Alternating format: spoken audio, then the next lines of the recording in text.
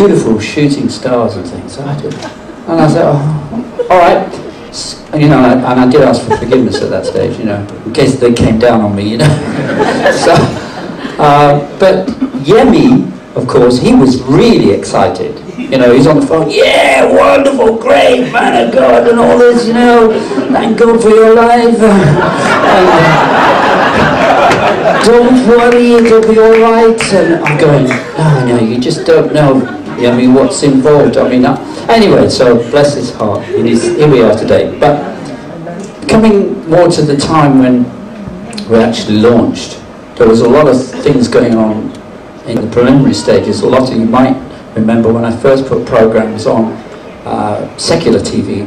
I mean, Leslie and I were ordinary people. We must, you know, how on earth you put up with me, I don't know. Because one day I came back from seeing a secular TV company called, what's it? BET, which had started here in London. And I decided to buy 2 hours of airtime every week. I'm trying to remember how much it was. Was it roughly about 600 or 700? Just about, well, yes, more than we had. We'd saved and saved, and we just absolutely had nothing. And then Howard said that the few hundred that we'd saved, we were going to spend on putting Christian programming out. So I said, okay, here we go. And we had about 4 phone lines sort of in our kind of office in our house. And I can remember the first program went out, and the telephone lines began to ring. There was only Howard and I and William. So one other person was staying with us who was a Christian brother from Uganda. And the phones were ringing, and the phones were, we weren't even dressed, were we? It was really we could only afford really early morning time. We didn't have the money for... we couldn't have forgotten programs even on. You know, it's like... but to put those 2 hours together took a whole week to do. That's why I like live TV. See, I'm never going to go through that again. I mean, we were up, where I was, up till 4 or 5 o'clock in the morning, and on a Friday night, we had to get it to the TV station for the Saturday morning. We're always delivering about 4 o'clock, so it would come on at 10. And I wanted Saturday morning because I made the programs for the Jewish people, really. I wanted to really help them to see the Messiah, who he was and everything, and we took 2 hours, so it was a magazine style program. It was really punchy, great. I used Barry Siegel's and Batia's music. Don't know whether you remember me getting permission for that. I don't know if you know about that, Barry. Yeah. But that's it, yeah. All the royalties. Anyway, the thing is that because it was so expensive, it was around about nearly cost about 1,000 a week, you know, and we own the first week that it was going to go. I just interviewed Ian McCormack in my mother-in-law's front room. If you've all probably seen that lovely fireplace and everything, it was my mother-in-law's front room. Our front room was full of children, so you wouldn't be able to see the mantelpiece.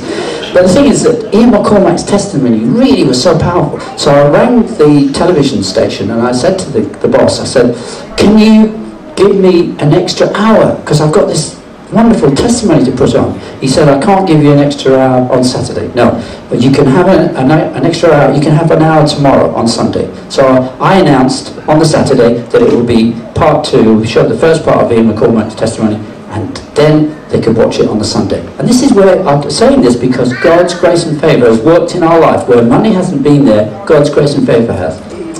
The man who was the MD of that BET had watched the programme on the Saturday and the Sunday, and on the Monday he called me. He said, that was fantastic.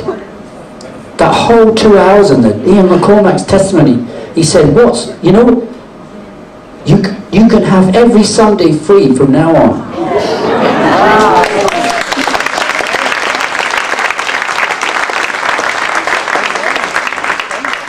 But I'm going to charge you double for Saturday. No.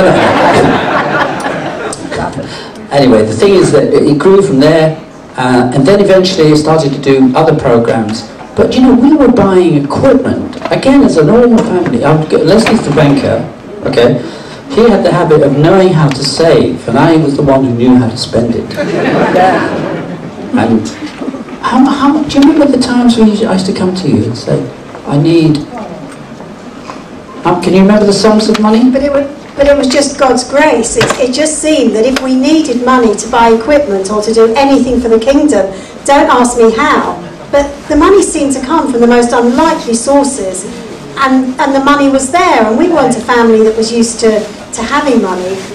And it's exactly the same today. I mean, we don't take the money personally from Revelation Foundation, I promise you that. But as we pay out, well, you know, as we pay our bills every month, Revelation Foundation, the money is there. I mean, this last month we were absolutely horrified that we started with a £25,007 deficit. And by the end of the next day, we'd had just £300 more in than £25,007.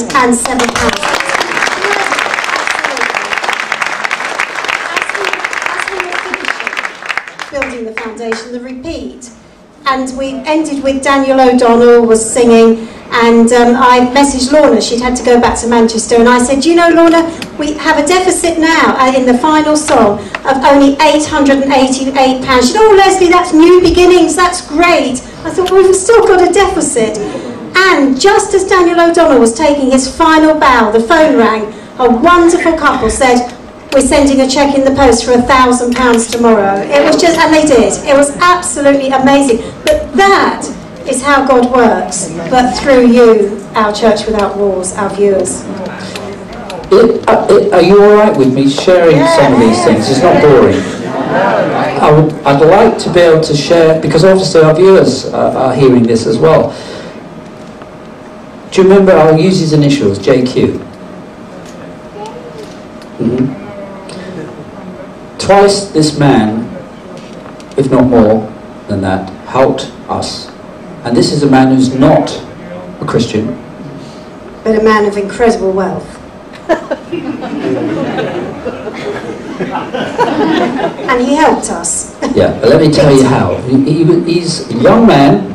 I saw him start from a very small beginning, and he works in television equipment. You know, he sells television equipment. He's now become one of the biggest dealers in the whole of Europe in television equipment. I'm not surprised. Listen to this. God will not be no man's debtor, right? There was an occasion in like 1996 or thereabouts. We started fostering and when we had a small house, and we were so successful at what we were doing that the local council was giving us more children than we could cope with, than the ordinary foster carers would have, because we were doing a good job, and mainly because of Leslie's input. And we moved, we prayed for a bigger house, and yeah, do you remember that? Yeah, we remember, yeah. And we got this very large house, but the lady who'd lived there, I mean, when you look at it, it looks like 2 up, 2 down from outside. You know, it was advertised, and we met this old lady, went to the doorstep. Do you remember what she said? Go on. Yeah, she said, if you're looking for a big house, this is what you need. And we walked in, and it was almost as if time had stood still in this house, but the house went on and on and on. Had like 7 bedrooms, 3 reception rooms, enormous kitchen. It was absolutely enormous. So we were able to buy the house at a very, very cheap price. In fact, it's service and studio. You remember when we used to do our mornings around the table? That's the house. And the authorities are listening. we don't use it now as a studio. And what we did is we were fostering all of these children, and then it came to the fact that we needed a bedroom, but we also needed a studio in the house. And we said, well, it's no good. The actual studio come control room has got to double up as a bedroom as well. So we had this big 6-foot square bed, and we said we can't look like a bed when people come in to record. So we bought these tartan covers, and we bought great big cushions, and whatever we did to it always looked like a bed, didn't it? Always. Yes, I can remember. Do you remember Ron Wyatt?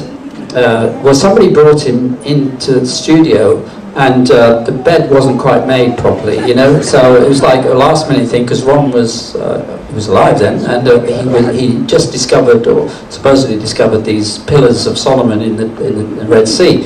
So it was a quick interview, and we're trying to cover up the bed and things, make it look a bit professional, and he came in like, so is this your bedroom? That's all we had done. Anyway, the thing was that a dear man who'd helped us when we first bought this house from this old lady, she'd lived there 50 years. And she said it was only a temporary place. I said, how long are you living? 1,000 years? Every single window needed doing, all the floors needed redoing, everything else. We bought it cheap, but we didn't realise it was going to cost 3 times as much to do it up. But that she was very, very, very gentle, very kind. But we didn't have the money to do it up. Now, have you ever heard of a story?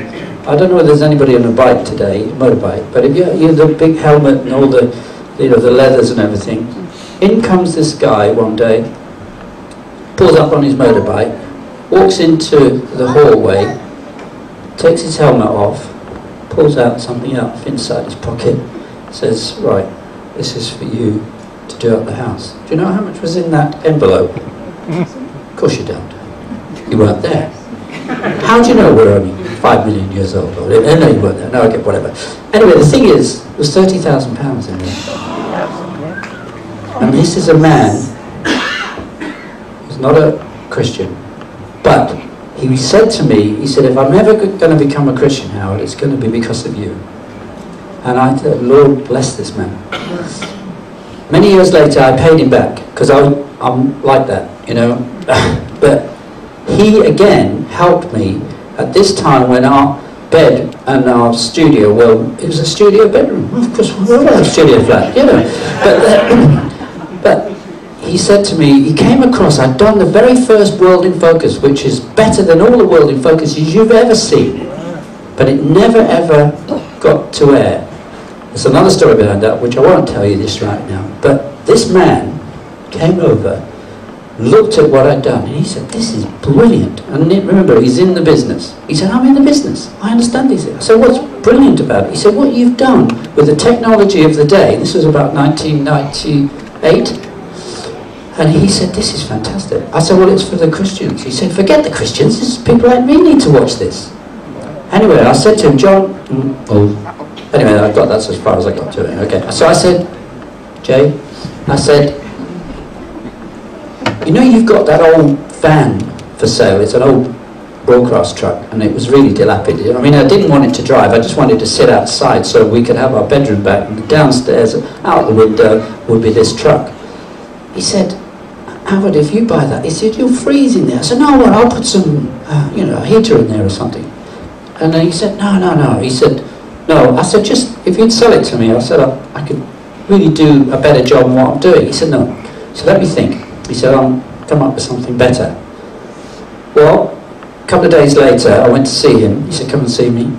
He built a whole floor in his warehouse for me to have use of a studio. He provided all the kit. We're talking millions of dollars or pounds worth of kit. He didn't give it to me. He said, you use it. And I made all those early Revelation programs with David Dolan, Ken Ham. You know those ones you see me with a bit more hair? Got a suit on. Wasn't me, was it? And that was done. And the early interviews with so many people, Dr. Richard Kent was one of them. You know, these people would come and say, how did you get hold of me? I said, I didn't. I said, God's doing whatever he's doing. He was putting people in touch with me. But it was all done in this facility. Do you remember that facility? That man's business grew and grew and grew and grew. And he was one that is, you know, I just remember him in prayer because he's a beautiful man. And but I'm just showing you the grace and favour to get to this stage. Anyway, we started, eventually, when it was so obvious, and the Lord was speaking to me, and then through people like Jonathan David, Dr. Noel Woodruff, who spoke in these churches, one after the other, 1 week after the other. You know, it was like there was no getting away from it. That man right there, who you just prayed for, this was Dr. Noel Woodruff, is right in the middle of what God's going to do in this country in Christian television. I mean, that was so specific. It wasn't like, Lord, is this you? I'm not hearing you. No, it was like, get out of your comfort zone, Howard, and this is what you need to do. So, in trying to do all of this, Bring Revelation TV. We got a watch program. Okay.